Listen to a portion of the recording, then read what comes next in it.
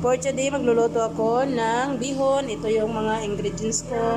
Ito yung mga ilalagay ko na mga ano na para sa bihon.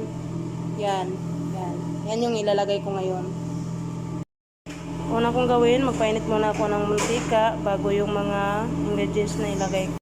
Ngayon, sinunod ko naman yung mga onion at saka yung garlic.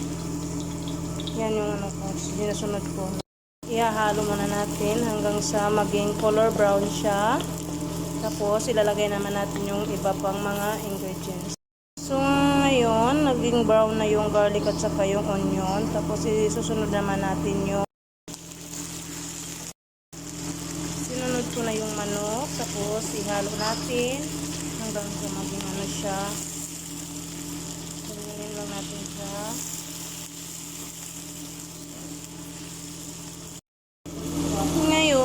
Isusunod natin yung soy sauce para pangpalasa.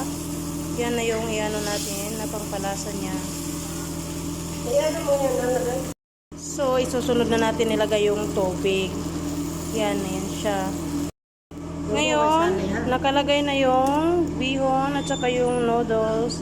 So, nandito na lahat yung ingredients. Ito na po yung niluluto namin na bihon. Yan na po siya. Hindi pa siya masyadong tapos.